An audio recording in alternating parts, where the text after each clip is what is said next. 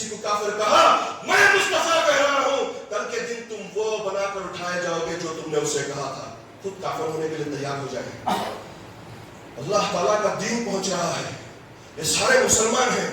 اگر کوئی علمی اختلاف ہے مسالک کے درمیان، فرقوں کے درمیان دینی اختلاف ہے، تو اہل علم کو، علماء کو چاہیے علمی اختلاف کا حل علم سے کیا جائے. کافر کافر کافر کے فتووں سے نہ کیا جائے. فتووں کے ڈنڈوں سے پیٹنے سے کچھ نہیں ہوتا. یہ دکانداری کے سوا کچھ نہیں ہے. ہر کسی نے اہل بیت کے نام پر فرقہ بنا لیا، کسی نے صحابہ کے نام پر فرقہ بنا لیا. کیا موسیٰ کی کوئی یادگار رہی ہے؟ عیسیٰ کی کوئی یادگار رہی ہے؟ آدم علیہ السلام کی کوئی یادگار رہی ہے؟ ارے کسی نبی کی کوئی یادگار نہیں رہی. یادگار سے کیا مراد ہے؟ نبی کی یادگار سے کیا مراد ہے؟ نبی کی یادگار کیا ہوتا ہے؟ موسیٰ کی یادگار کیا رہی ہے؟ ذرا بولیے. ان پر جو نازل ہوئی کتاب ان کی یادگار ہے.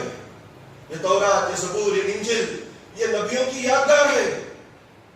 حضرت عمر فاروق نے جب تورات کی تلاوت کی، اللہ کے رسول نے فرمایا موسیٰ، عمر تم موسیٰ کی یادگار کو لے کر بیٹھے ہوئے ہو، تورات پڑھ رہے ہو، موسیٰ کی یادگار لے کر بیٹھے ہوئے ہو.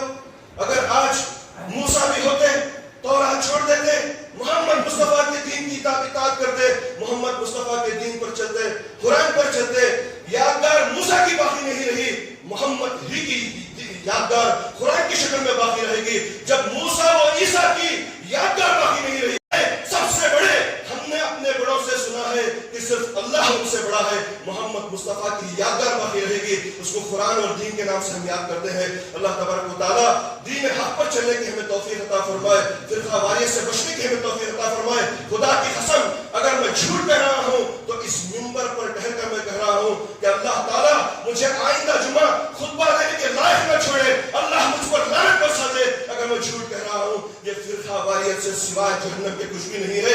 اگر دین حق پر چلیں گے تبھی کامیابی ہوگی. رسول اللہ نے بھی وہی فرمایا.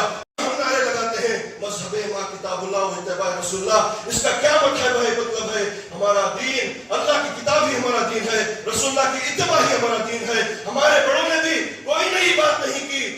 اللہ تعالیٰ بھی یہی فرماتا ہے وَاعْتَصِمُوا بِحَبْلِ اللَّهِ جَمِيعًا وَلَا تَفَرَّقُوا. اللہ کی رسی قرآن کو مضبوطی سے پکڑ لو، کامیاب ہو جاؤ گے، فلاح یاب ہو جاؤ گے. تفریقے مت ڈالو، ٹکڑے ٹکڑے دین کے مت کرو. ایک باپ کے سامنے اولاد جب جھگڑتی ہے تو باپ کا دل پارا پارا ہو جاتا ہے.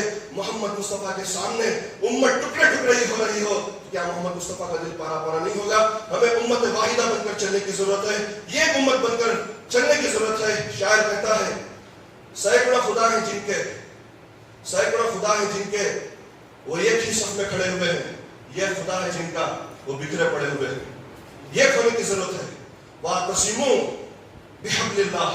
اللہ فرمایا سب اکٹھے ہو کر قرآن کو پکڑ لو اور اللہ تعالیٰ اس میں ہی کامیابی رکھا ہے. اللہ تبارک تعالیٰ سے دعا ہے کہنے اور سنت سے زیادہ عمل کی توفیق عطا فرمائے. آمین آمین. ربنا تقبل منا انک